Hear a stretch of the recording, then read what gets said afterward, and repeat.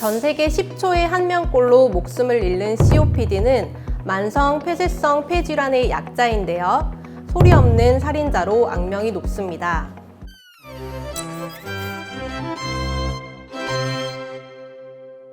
안녕하세요. 폐 건강에 청신호를 켜는 편강한의원 명동점 원장 김지연입니다. 오늘 여러분께 침묵의 살인자, 폐질환에 대해 총정리해 드릴 텐데요. 영상 끝까지 시청해 주시고 많은 추천과 구독, 좋아요 부탁드립니다. 원장님, 한의사가 된 특별한 이유가 있으신가요? 학생 당시 신드롬이었던 허준 드라마를 보고 한의학에 흥미를 느끼게 되었습니다. 한의사로 일한 지는 10년 가까이 되었는데요. 허준처럼 환자의 몸과 마음을 살리는 인수를 펼치는 것이 꿈입니다. 가장 기억에 남는 치료 사례가 있다면 어떤 것일까요? 만성적인 기침 가래로 오랫동안 고생하시다 찾아오셨던 환자분이 기억에 남는데요. 폐청소 한약을 드시면서 오랜 니코틴 중독에서 벗어나 금연에 성공하셨고 약 8개월 복용 후 기침 가래가 사라져 일상생활에 전혀 지장이 없을 정도로 호전되셔서 가장 기억에 남습니다. 대표적으로 우리 목숨을 위협하는 폐질환에는 어떤 것들이 있나요? 연세가 많으신 분들이 급성 폐렴으로 갑자기 돌아가시는 경우가 많은데요. 이처럼 우리나라 사망 원인 3위인 폐렴도 있고 이 밖에 폐에 구멍이 나는 폐기종과 기관지가 비가역적으로 늘어나는 기관지 확장증, 폐가 굳어가는 폐섬유화증 같은 중증 폐질환도 대표적인 저승사자로 꼽힙니다. 구독자분들이 이해하기 쉽도록 숨쉬는 경로부터 알려주실 수 있을까요? 호흡기는 크게 코, 인두, 후두, 기관, 기관지, 폐 순으로 이어집니다. 우리가 코로 공기를 들어 마시면 비강에서 코털이 이물질을 걸러주고 깔때기 모양의 인두를 거쳐 이물질이 기도로 들어가는 것을 막아주는 후두를 지나게 됩니다. 후두를 빠져나온 공기는 폐까지 연결된 기관을 지나게 되는데요. 이 기관이 다시 두 갈래로 갈라지면서 기관지를 따라 공기가 양쪽 폐로 들어가고 기관지는 또다시 수천 개의 세기관지로 갈라져 그 통로 끝에 달린 3억에서 6억 개의 폐포 속으로 흘러 들어갑니다. 폐의 85%를 차지하는 폐포에는 각각 얇은 액체막이 있어 산소를 흡수하고 혈액에 녹아있는 이산화탄소를 배출하는 핵심적인 기체교환 활동을 하는데요. 산소는 폐포를 둘러싼 모세혈관으로 옮겨가 이 혈관을 타고 몸속 구석구석을 다니며 세포와 만나 산소와 영양분을 합쳐 우리가 살아가는 데 꼭 필요한 에너지원이 됩니다. 세포들이 에너지를 만들 때 이산화탄소도 만들어지는데 인체에 필요하지 않은 노폐물이기 때문에 다시 산소가 내린 혈관에 이산화탄소를 싣고 폐포로 돌아가 날숨을 통해 내보냅니다. 침묵의 살인자로 악명 높은 COPD. 어떤 질환인가요? 전 세계 10초에 1명꼴로 목숨을 잃는 COPD는 만성 폐쇄성 폐질환의 약자인데요. 말 그대로 기관지에서 허파과리에 이르는 공기통로인 기도가 영구적으로 좁아지는 질환입니다. 호흡통로가 점차 좁아지니 숨쉬기가 힘들어지고 폐가 탄력성을 상실해 만성적인 호흡곤란으로 기도폐쇄가 발생하여 100세 시대의 숨통을 조여오는 소리 없는 살인자로 악명이 높습니다. 현재 WHO 전 세계 사망 원인 3위, 2050년에는 1위에 오를 것으로 전망하는 COPD. 갈수록 환자가 늘어나는 이유는 무엇인가요?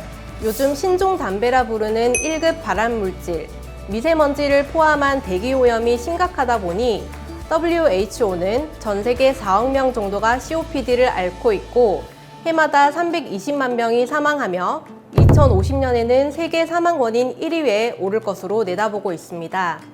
이 밖에도 세계적인 고령화 추세, 현대인에게 만연한 과로와 스트레스, 화학물질 노출, 감염병 확산, 약물 오남용 등도 원인으로 꼽을 수 있겠네요.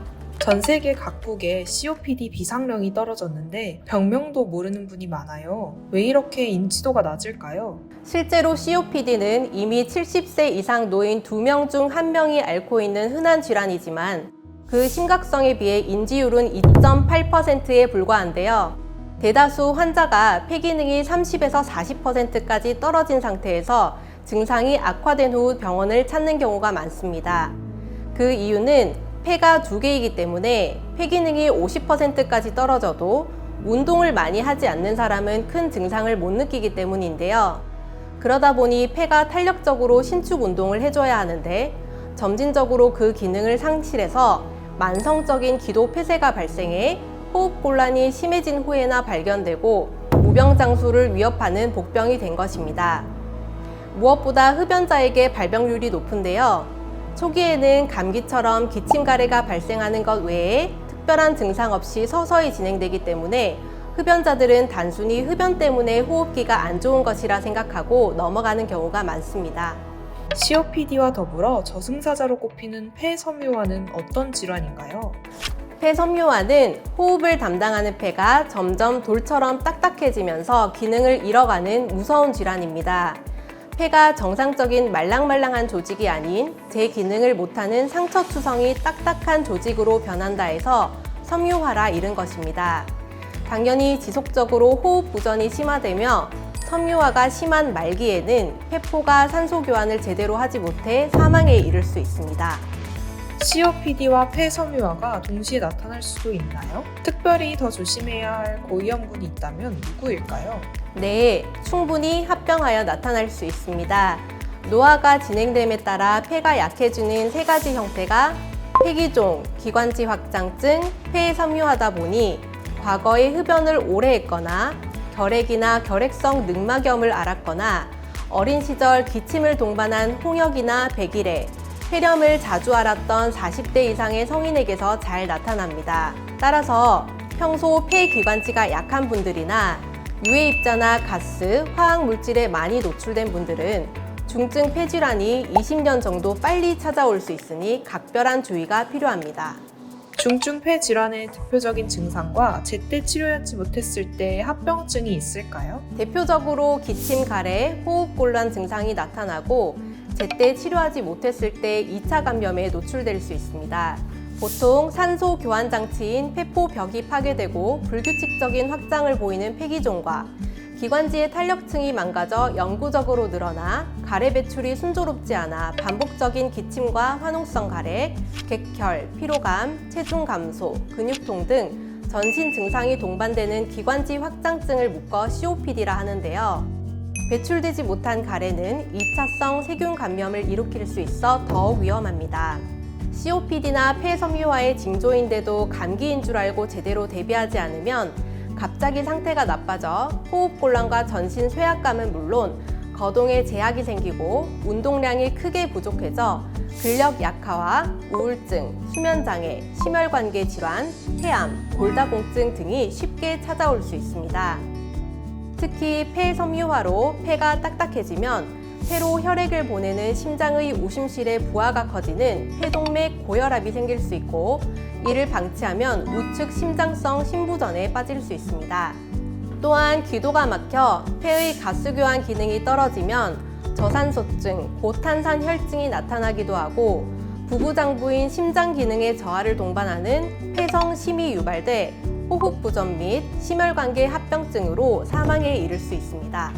중증 폐질환이 암보다 무섭다고 말하는 분이 많은데 고통이 더 심한가요? 일반인은 상상하기 어렵지만 COPD 악화를 경험해 본 분들은 아마 고개를 끄덕이실 겁니다.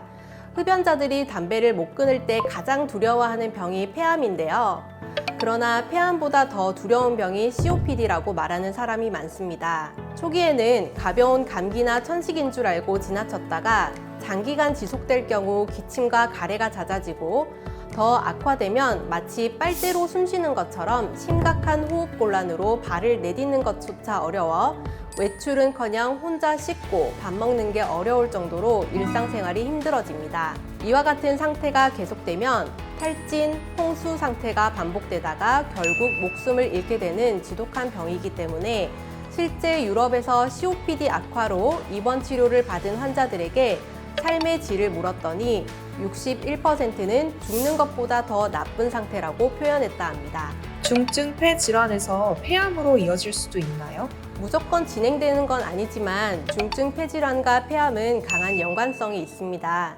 COPD나 폐섬유화 환자는 특히 현재 또는 이전의 흡연자인 경우 폐암 위험이 더 높은데요. 흡연 외에도 대기오염, 유전 및 유해 화학 물질에 노출된 경우 폐암 발병으로 이어질 수 있으므로 더욱 주의하셔야 합니다. 만성 질환을 앓다 폐렴에 걸리면 사망 확률이 더 높아진다는데 왜 그런가요? 현대의학의 아버지라 불리는 캐나다 의사 윌리엄 오슬러는 폐렴을 인류를 죽이는 질환의 대장이라 표현했는데요. 그만큼 폐렴은 국내에서만 하루 평균 62.5명이 사망할 정도로 고령층과 만성질환자에게는 치명적인 병입니다. 특히 만성질환자는 몸이 영양실조에 가까운 상태가 되어 면역력이 많이 저하되고 감염에 취약한 상태가 되면서 폐렴에 걸리기도 쉽고 기존의 알턴 질환이 악화되어 사망에 이를 수 있으니 주의하셔야 합니다. 또한 나이가 들수록 면역력 전반이 약화될 때 폐가 망가지면서 중증 폐질환이 찾아오기도 쉬워지는데요. 이때 39도에서 40도의 고열과 함께 폐렴이 찾아와 숨을 끊는 경우가 많습니다. 건강한 폐의 경우 폐렴을 잘 이겨내지만 망가진 폐는 그만큼 폐렴이 오기도 쉽고 치명타를 안기기도 쉽습니다. 폐 질환자가 꼭 피해야 할 세 가지가 있다면 어떤 것들이 있을까요? 첫째가 흡연, 둘째가 먼지나 오염물질이 많은 환경, 마지막 세 번째로 만병의 근원인 스트레스를 꼽을 수 있겠네요. 원장님, 이번 영상 핵심 정리와 다음 영상 소개 및 끝인사 부탁드립니다. 이번 시간에는 침묵의 살인자, 폐질환에 대한 개념부터 합병증까지 구체적으로 알아봤는데요. 다음 시간에는 어떻게 무병장수의 황금 열쇠, 폐질환을 근본적으로 고칠 수 있는지 치료법 알려드릴게요.